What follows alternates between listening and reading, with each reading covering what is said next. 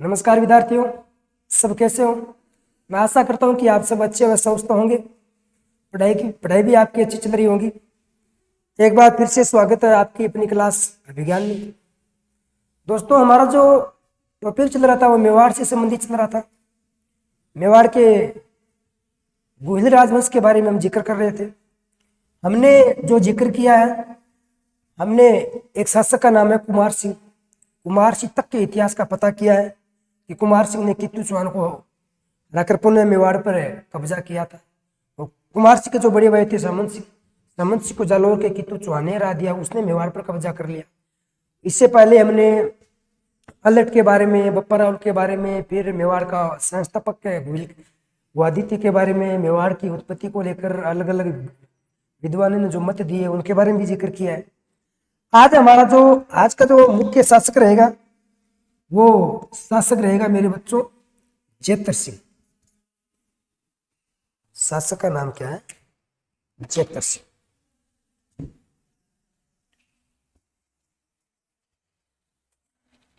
तो आइए बात करते हैं हम जेतर सिंह के बारे में। अब इस जेतर सिंह के बारे में ध्यान रहे, आज से हम जितने भी शासक पढ़ेंगे ना, तो उनका आपको शासनकाल साथ साथ में मिलेगा। तो जेतर सिंह का जो शासनकाल रहा है वो शासनकाल रहा है 1213 से 1252 ईस्वी। 1213 से 1252। तो ये महाराणा जेतर सिंह का शासनकाल रहा है। अब जेतर सिंह के काल में क्या कुछ होता है, क्या कुछ नहीं होता है, इसके बारे में जानकारी प्राप्त करते हैं। मित्रों, जेतर सिंह के बारे में उल्लेख मिलता है कि अगर मैं बात करूं दिल्ली, तो दिल्ली का जो सुल्तान था, शासक था, वो था इल्तुतमिश।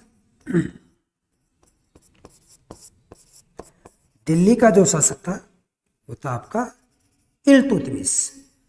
इस इल्तुतमिश के बारे में ऐसा बताया जाता है कि इल्तुतमिश ने आक्रमण किया था गुजरात पर।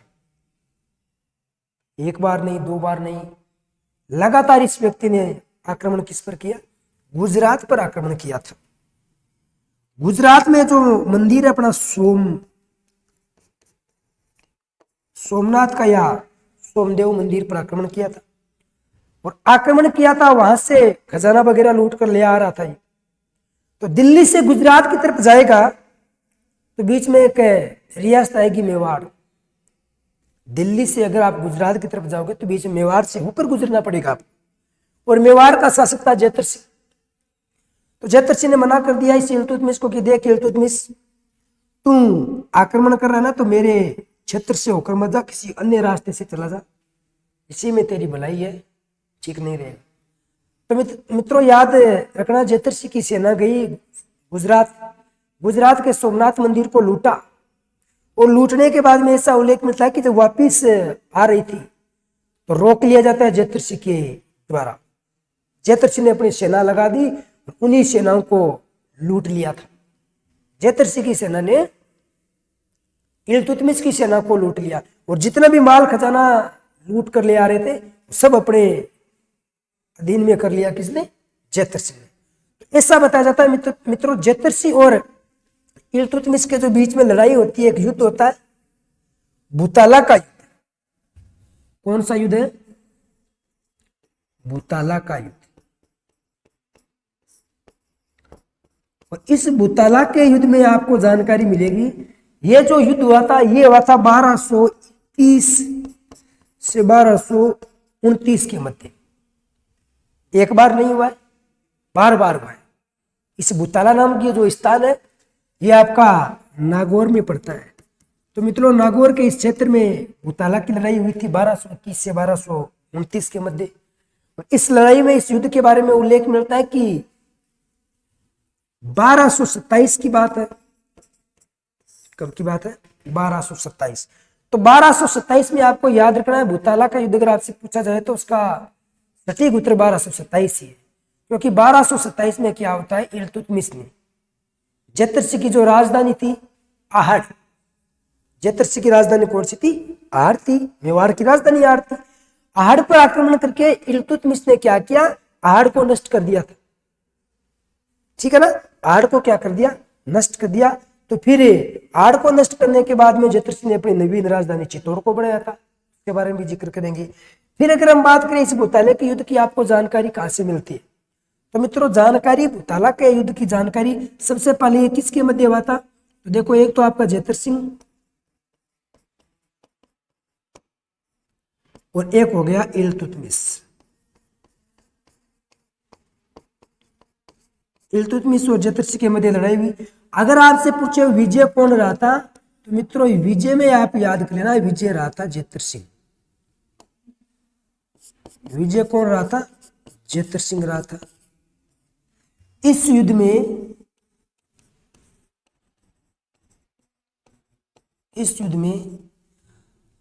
इल्तुतमिश ने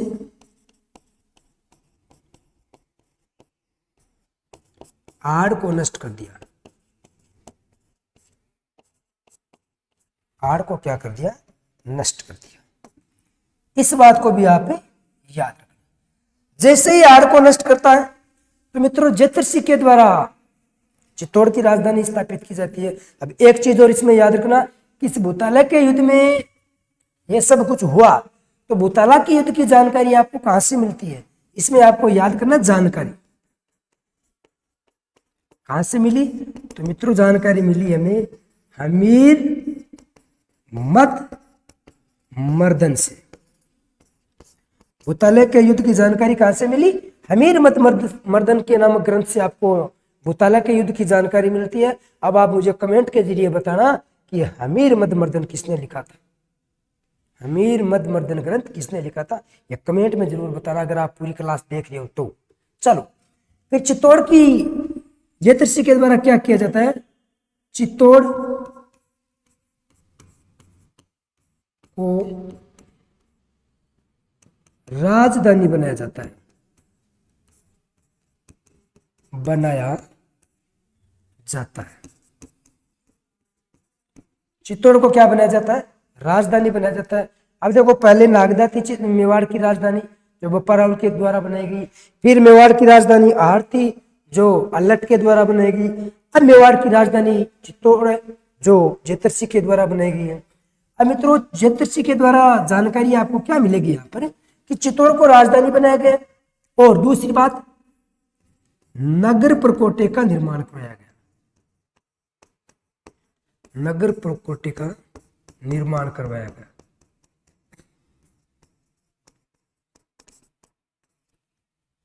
नगर प्रकोटे का निर्माण किसने करवाया, तो चित्तौड़ में, यानी चित्तौड़ के चारों, चित्तौड़ दुर्ग के चारों दो चार दीवारी बनवाई थी, दीवार बनवाई थी, किसके द्वारा, जयद्रथ सिंह के द्वारा।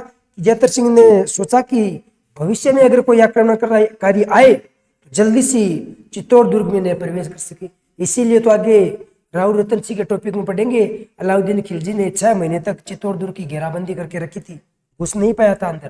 कारण क्या था, ये नगर प्रकोटा था। ठीक है, तो नगर प्रकोटा का निर्माण करवाता है। फिर मित्रों एक व्यक्ति का नाम है दशरथ शर्मा। कौन है, दशरथ शर्मा। और दशरथ शर्मा के अनुसार जानकारी मिलती है कि जयद्रथ सिंह चित्तौड़ दुर्ग का पहला विजय शासक था। इसके बारे में भी आपको याद ही रख लेना। किसके बारे में, दशरथ शर्मा के अनुसार जयद्रथ सिंह चित्तौड़ का दुर्ग के प्रथम विजेता, इस बात को भी आप याद रखना है। तो इसमें मैं लिख सकता हूं दशरथ शर्मा के अनुसार, दशरथ शर्मा के अनुसार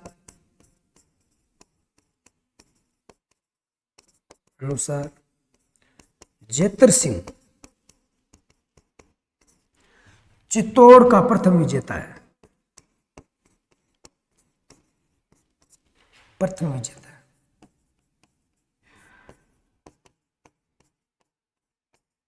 और एक चीज और याद रखना, अगर मैं बात करूं चित्तौड़ पर प्रथम आक्रमण किसके द्वारा किया गया था, तो अफगानिस्तान के सूबेदार मामू के द्वारा चित्तौड़ दुर्ग पर प्रथम आक्रमण किया गया था। इस बात को भी आप ध्यान में रखना।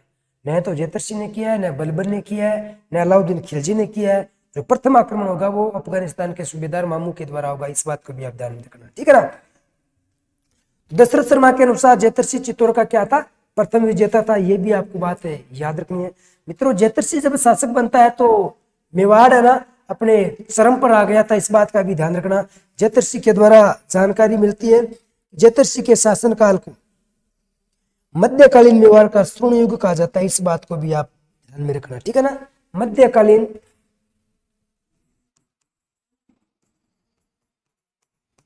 मेवाड़ का स्वर्ण युग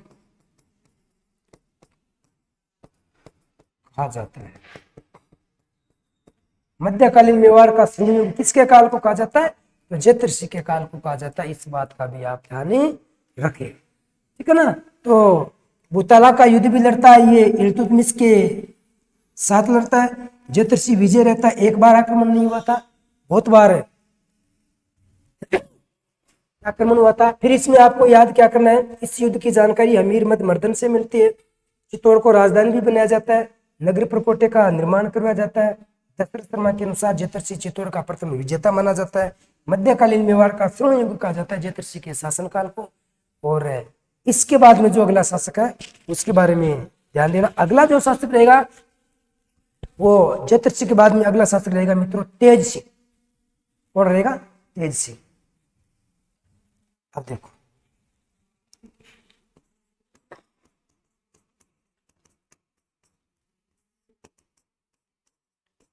बारह सौ बावन 53 से 1233 में।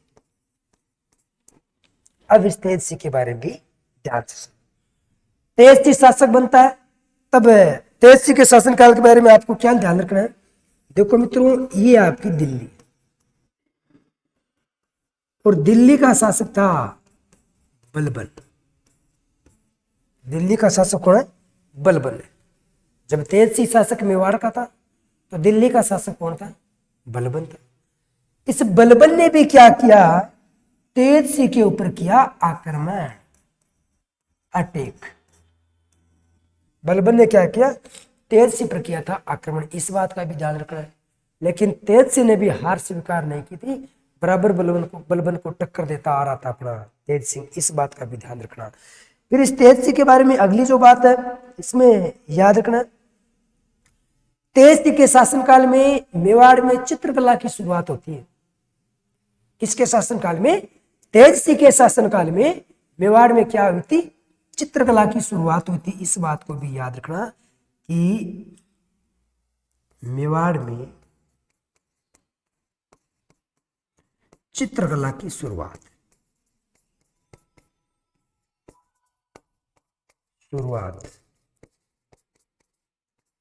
हुई।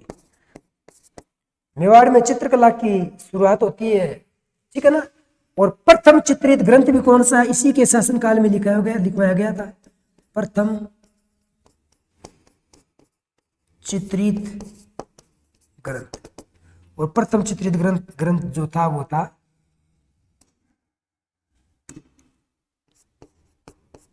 श्रावक प्रतिक्रमण सूत्र चूरणी। श्रावक प्रतिक्रमण सूत्र चूरणी, श्रावक प्रतिक्रमण सूत्र चूरणी नामक जो ग्रंथ लिखा गया था, प्रथम चित्रित ग्रंथ है, ये तेज सिंह के शासनकाल में लिखवाया गया था। इस बात को भी आप ध्यान रखें। और अगर मैं बात करूं इसके जो चित्रकार थे तो व्यक्ति का नाम था मित्रों कमलचंद। कमलचंद नामक व्यक्ति के द्वारा यह ग्रंथ लिखा गया था, इस बात को भी आप ध्यान रखें। चलो आगे चलो। फिर इसी तेज सिंह की बात करें तो मित्रों, अगर तेज सिंह की मैं बात करूं उपाधि की,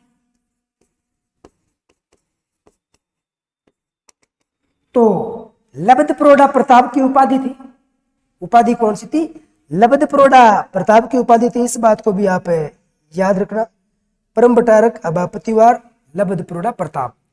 परम बटारक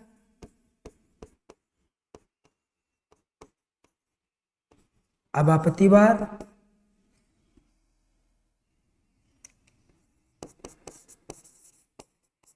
लब्धप्रोढ़ा की, ये तेज सिंह की क्या थी? उपाधि थी, इस बात को भी आप याद रखना। फिर मित्रों, इसी तेज सिंह की जो रानी थी पत्नी, और पत्नी का जो नाम था वो था जेतल दे। पत्नी का नाम क्या था? जेतल दे। और जेतल मिलता है सीधा, जेतल दे भी कहो तो कोई दिक्कत नहीं है। और जेतल के द्वारा श्याम पार्श्वनाथ के मंदिर का निर्माण करवाया जाता है। श्याम पार्श्वनाथ के मंदिर का निर्माण करवाया गया।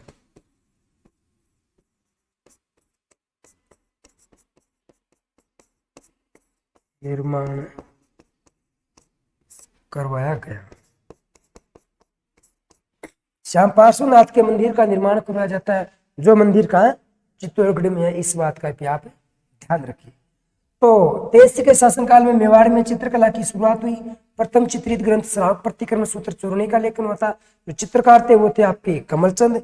इसके बाद में अगली बात करें तो उपाधि परम बटारक अबापतिवार लबद प्रोड़ा प्रताप की थी। तेज सिंह के शासनकाल में जेतलदेव के द्वारा चित्तौड़ में श्याम पार्श्वनाथ के मंदिर का निर्माण करवाया गया। फिर बलबन का आक्रमण होता है, इस बात का भी आप ध्यान रखिए।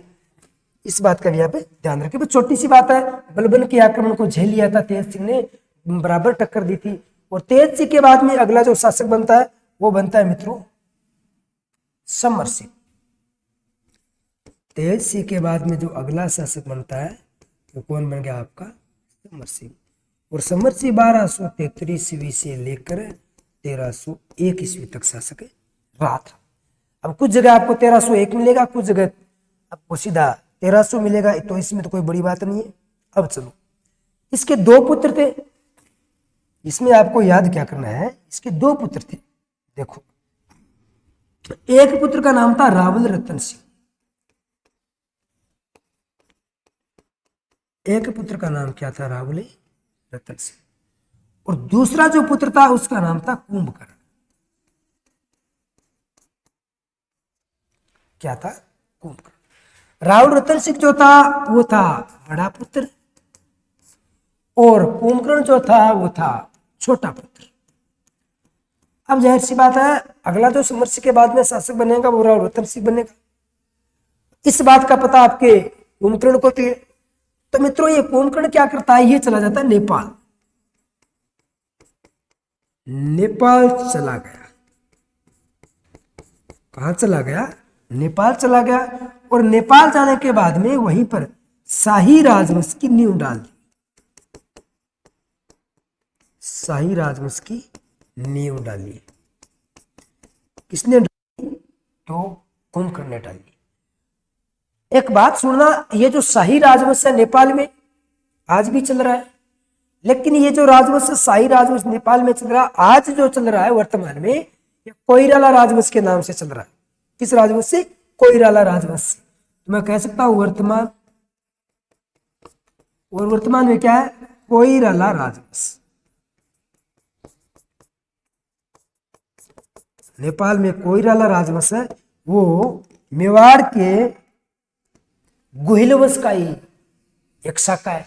इस बात का भी आपको ध्यान रखना है। फिर मित्रों, इससे समर सिंह के द्वारा जानकारी मिलती है कि समर सिंह की मृत्यु के पश्चात जो अगला शासक बनेगा, ये अगला जो शासक बनेगा रावल रतन सिंह। और रावल रतन सिंह के बारे में हम लोगों ने पढ़ रखा है, क्या था, क्या हुआ था, कितना बेहतरीन शासक था, मेवाड़ में क्या किया, इसके बारे में पत्नी कौन थी, इसके बारे में सबको पता है। लेकिन पढ़ेंगे, अच्छे ढंग से पढ़ेंगे। रावल रतन सिंह के बारे में पढ़ेंगे कल। तो इस समर सिंह के बारे में इतनी सी बात याद रखनी है। अब जो हमने आज जो शुरुआत की है, वो शुरुआत कहाँ से की है इसमें देखना।